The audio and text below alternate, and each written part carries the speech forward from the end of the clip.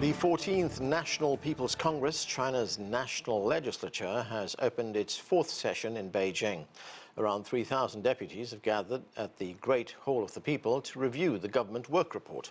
The session comes at a critical time as the country maps out its development path for the next 5 years.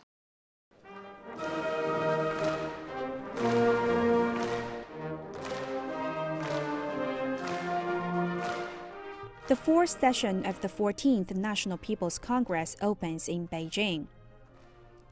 Chinese President Xi Jinping, along with other Chinese leaders, attended the meeting. Chinese Premier Liang delivered the government work report to the session on behalf of the State Council. The report consists of 4 parts: a review of the work in 2025, the main goals and major tasks for the 15th five-year plan period, the overall requirements and policy priorities for economic and social development in 2026, and the key tasks of the government for the year ahead. Premier Li said 2025 was an extraordinary year for China. He said facing complex changes both at home and abroad, the Communist Party of China Central Committee, with Xi Jinping at its core, united and led the Chinese people of all ethnic groups to confront challenges and press ahead with development. By implementing the new development philosophy and promoting high-quality development, and by coordinating both domestic and international priorities, Li said China successfully met its major economic and social targets for the year. The 14th five-year plan was successfully completed, marking new and solid progress in advancing Chinese modernization. Li said over the past year, the government focused on several key areas. These include adopting more proactive macro policies to stabilize the economy, promoting innovation-driven development, and building a modern industrial system. China also deepened reform and opening up to improve the circulation of the national economy. Efforts were made to advance new-type urbanization and rural revitalization, promote coordinated regional development, strengthen social security and public services, and improve people's livelihoods. The government also accelerated the building of a beautiful China, promoting green and low-carbon development. At the same time, efforts were made to strengthen government capacity and improve social governance. All major targets set out in the 14th five-year plan have been completed, including 20 key indicators, 17 major strategic tasks, and 102 major projects. Li said the State Council has also drafted the outline for the 15th five-year plan based on proposals from the CPC Central Committee. The draft sets out 20 key development indicators and major strategic tasks across different sectors.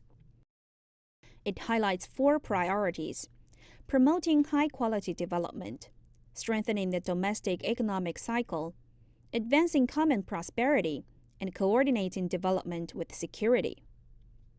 To support these goals, the plan also proposes 109 major projects across 6 areas. Looking ahead, the government has set the main expected targets for this year's development.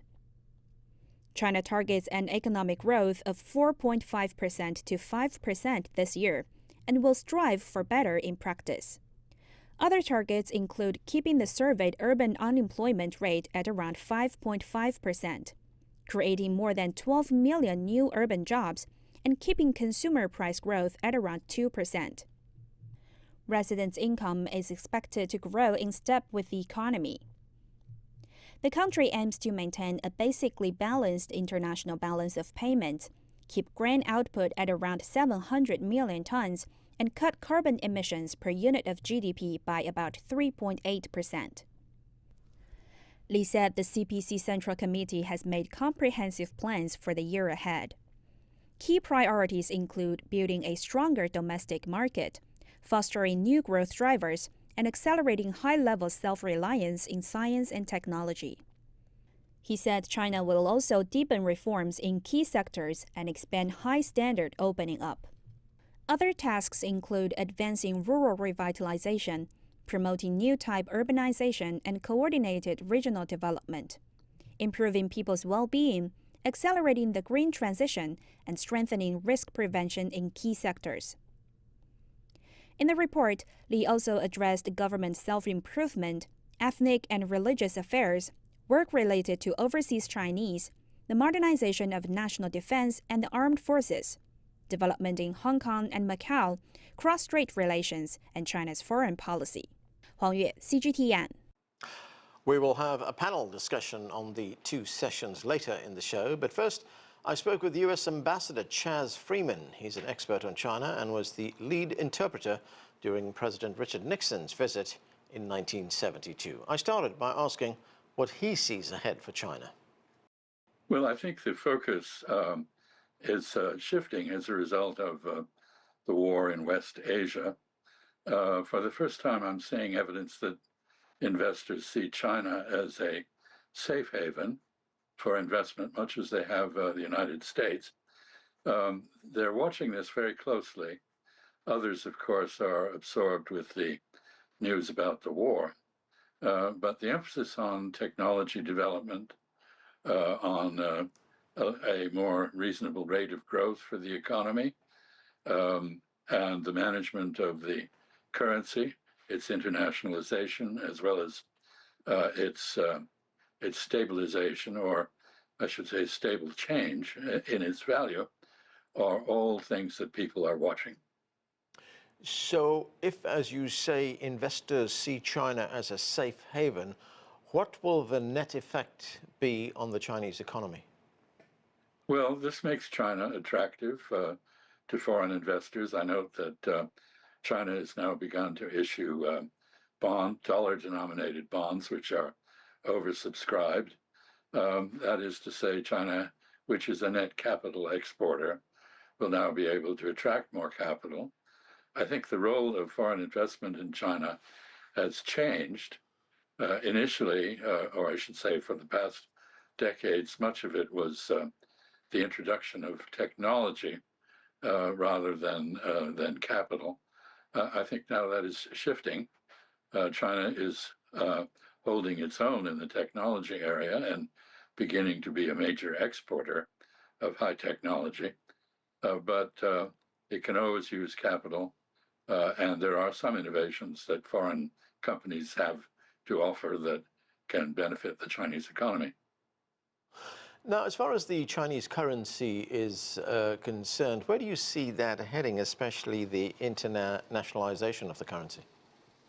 It's a slow, steady process. I don't think the Chinese objective is to replace the dollar as the major currency in global trade, although China is the world's largest trading country, but rather to add the renminbi, the Chinese yuan, to other currencies in an emerging system of multi-currency reserves and trade settlement.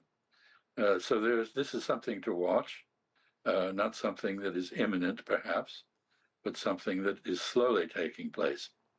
So if we look at the challenges that China faces now with the conflict in the Gulf, how much uncertainty is there going to be over energy supplies to China? It does import much of its oil from the region, which travels through the region to China. So to what extent will Chinese leaders be looking very closely at this, making the necessary adaptations, modifications, adjustments that's needed if this conflict continues for any significant amount of time? This conflict will give a boost to, if one is needed, to non-fossil fuel energy development. China's already the global leader in this field, solar power, wind power, nuclear energy. But in the immediate few months, China's better placed than many countries to survive the price shock and the supply constraints that the war is creating. That's because China has prudently stored up a great deal of oil in its strategic reserves and is in a position to moderate price increases and to continue to keep the economy going. Much better placed than other countries in Asia, like Japan or the Republic of Korea or India. There's also been a great deal of uncertainty over the past year with President Trump's tariff regime. We've seen how erratic it's been and how it's been so unevenly implemented to China across the world, in fact. So how does China deal with that? I mean, do you see any kind of political agreement or political settlement so that there will be more, there'll be calmer waters in the year ahead? Well, you're basically asking about the state of Sino-American relations, and I would say that they are strategically deadlocked. There's an impasse, no expectation of a major breakthrough in the relationship. Tactically, there are some possibilities, minor adjustments in the relationship. So I think the uncertainties are going to persist. And all that China can do in the face of this is to continue to do what it has been doing, which is diversifying its overseas markets, reducing its dependence on the American economy, and doing what it can at the tactical level to seek improvements in terms. Ambassador Charles Freeman, thanks for joining us. My pleasure. The two sessions meeting will discuss the country's policy direction and economic goals. To talk more about that, let's bring in our panel. From Beijing, Andy Mok is a senior research fellow at the Center for China and Globalization. John Gong is professor at the University of International Business and Economics. And here in the United States, from Portland in Oregon, Liang is chair professor of economics at Willamette University. Thanks, everyone, for being with us. John Gong, let me start with you. The two sessions are underway in Beijing right now. The meetings this year also mark the formal adoption of the 15th five-year plan. There's a lot happening in the world right now which will affect economic planning. What are your expectations from these meetings? Well, I think China's five-year plan is ongoing of its own reason. I think it's mostly driven by the domestic economic situation. Even though what's happening outside of China have some impact on this, but I think for the most part, it's mostly driven by domestic economic and political realities. I do want to point out that the target, economic growth target set for this year, 2026, that's the GDP growth rate between 4.5 to 5%. Is somewhat, in my view, influenced by the international uncertainties. As Premier Li pointed out, that there's a lot of challenges overseas. The world is undergoing profound changes, a lot of uncertainties, a lot of instability. So that's why, for the first time in my memory, that China set a growth target for a quite wide range, actually, right? If you think about it.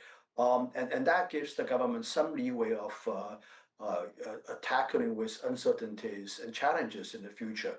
But I do want to point out that Premier Li also said that after that, the sentence about 4.5 to 5%, he said the government trying to work towards the high end of that range. So that's what we're going to see for the rest of the year.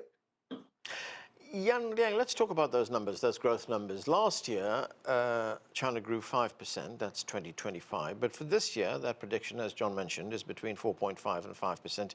But what do you see as the main domestic challenges in getting to the higher end of that growth rate?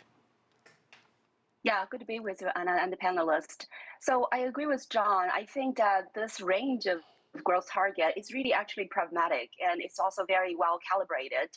I think, for one, we know that China's goal is really to double the GDP from 2020 to 2035. So what that means is that given the strong growth in the past few years, China really just needs about 4.3% at the minimum, right, to achieve that target. So even if China just hit that lower bound of the target, it will still help China to be on track to that goal. And second, I think this range really gives more flexibility to policies. I think, as Premier Li talked about, strive for the best and prepare for the worst case scenario. And so I think that also allowed China to have more room to achieve some structural reforms and structural transformations, such as building the national unified market. Now, to your question in terms of the challenges, I think for one, of course, is domestic situation. It continues to deal with the real estate market readjustments. We know that last year, the real estate investment fell by 17.2%, which dragged down the overall fixed asset investment growth. And so that was a very important, pillar, right? The investment-driven growth in the past. So now we need to find new growth model and new areas for growth. So I think that is one important obstacles. And related to real estate, local government used to rely on the land sales for about 30% of their budgets. And so the real estate market slump would affect the government budgets. And so that, again, needs to be addressed in this new year and the new 5-year plan. And last but not the least, again, with the real estate market, because it's important wealth for households. And so that dragged down, the households' expectation and also their consumption propensity. So all of this, I think, revolves around the theme that China is pivoting away from the old growth model and transition into the new growth model. And so during that transition period, to have more cushion, right, to have more flexibility, to use different policies to achieve different goals, I think that is important as far as China's, strategy is concerned. Andy Mock, what do these plans tell us about employment growth in China? Well, I think, Anand, certainly employment growth is a vital part of any country's management. So I think this clearly is an issue. I want to expand a little bit, though, on what Liang talked about in terms of, how do we understand this through the lens of the 2 sessions? And this is an annual process that really is a synchronization for a vast, diverse country, and that this is very, very important to make sure that the overall economic goals, not just on an annual basis, but I think as Liang pointed out, on a longer-term basis as well, are achieved. And I think this also includes making sure that a reasonable economic employment target is achieved. And I know many people are focused on youth unemployment and see that as a major concern. And I think certainly, especially look at the role that AI may have on entry-level jobs, I think this is certainly an area that will get focus and also be an important indicator to watch as we watch how employment unfolds in the years ahead. John Gong, we talked with Ambassador Chaz Freeman earlier, and he said that, amid all this kind of global uncertainty that we see, China is becoming a safe haven for investors. So how will China benefit from this? Well, I think this is really speaking to the world of conflict and wars in many places around the world. You have this conflict in Ukraine, Europe. You have the conflict in the Middle East. You have conflict somewhere in Southeast China. Pakistan and Afghanistan are fighting against each other. If you look at the world map these days, I think, relatively speaking, Northeast Asia remains to be a bastion of peace, I will put it this way. And this is also an area where, relatively high growth is expected. We have a very large middle class. We have the world's largest or second largest consumer market.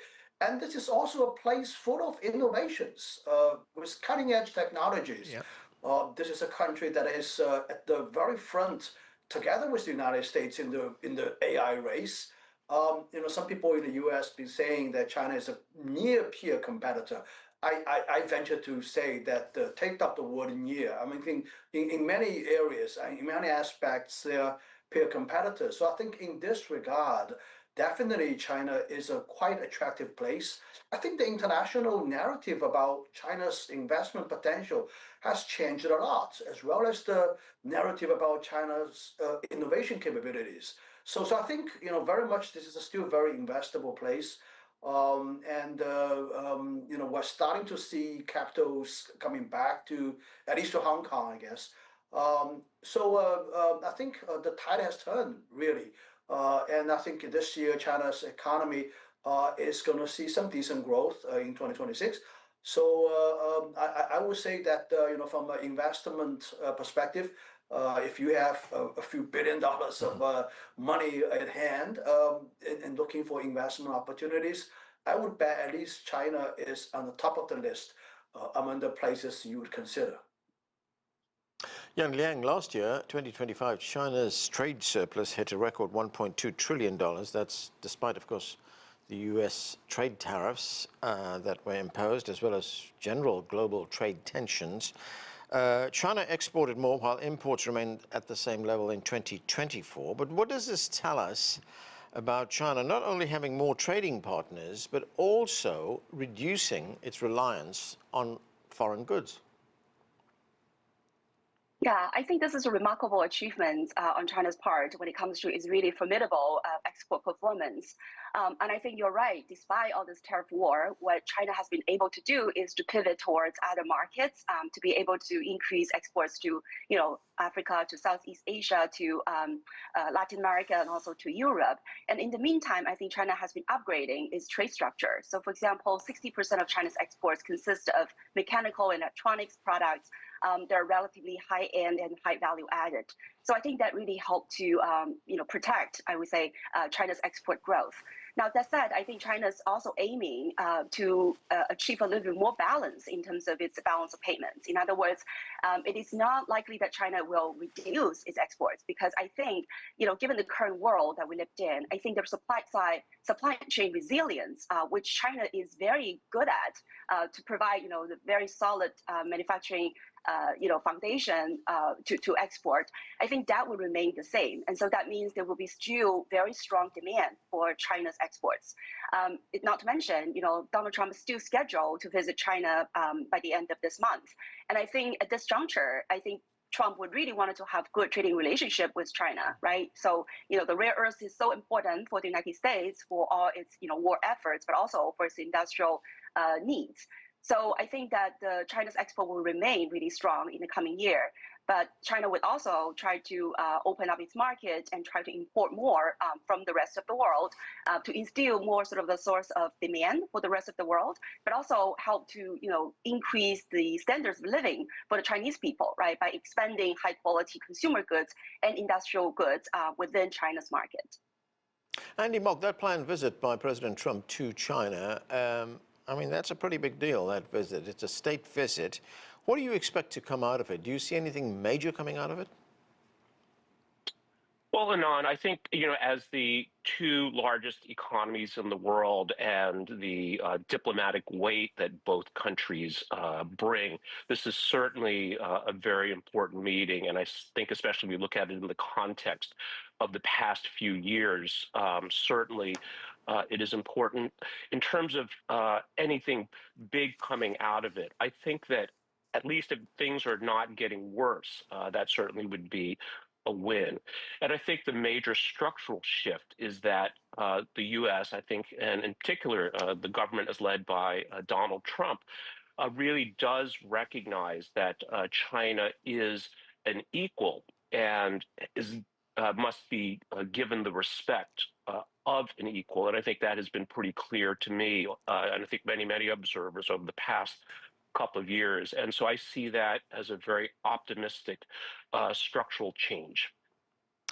John Gong, there were certain themes that stood out in the run-up to these two sessions. We heard themes like, cooperation, openness, multilateralism. What kind of direction do you see the Chinese foreign policy heading in? Well, this is actually a very good question. I think in a very tumultuous world right now, China's foreign policy still remains to be, very much the same. We like to be friends to all, foe to none. At the same time, we want to defend our own interests. I think on a range of interests, on a range of issues, China, especially related to the conflicts going on, China pretty much remain as a neutral party and also strives to be a force of mediation for peace. In Ukraine, it's pretty much the same. On this conflict in Iran, China has also, stake out to say that, we would like to see this thing to be stopped as soon as possible.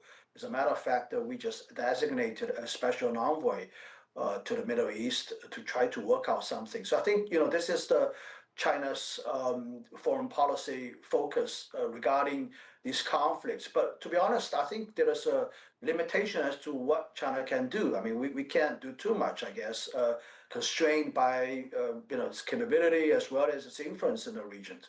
Another thing I want to say is that China is starting to realize that its vast overseas economic interest has to be protected.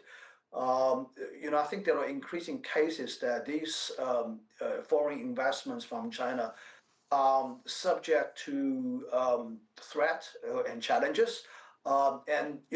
Traditionally, we don't resort to other means other than diplomatic means to try to work out things. But it looks like we really need to back up the diplomacy with something with teeth. I think China can't stand to see its vast overseas economic interest to be encroached upon like this. So I think this is probably something of a small marginal change in China's foreign policy as we move forward. I would expect something like this in that direction. Liang, very quickly, unfortunately, I've only got 30 seconds for this, but they will be watching the conflict in West Asia, in the Middle East, very closely, especially when it comes to energy supplies. Right. I think China's, foreign policy is very consistent, right? It wants to continue to cultivate a kind of economic cooperation and partnership, and also, as far as security is concerned, it's much more focused on the regional, close to home. And when it comes to economic partnership, I think, the energy is definitely an important part. So I think domestically, China will continue to promote renewable energies and also beef up its own energy security. And abroad, I think it will continue to explore trading partners and also build BRI facilities to promote connectivities and go around some of those chokeholds. And we need to leave it there. Thanks to all of you for being with us. That's it for this edition of The Heat. I'm Anand Naidu in Washington.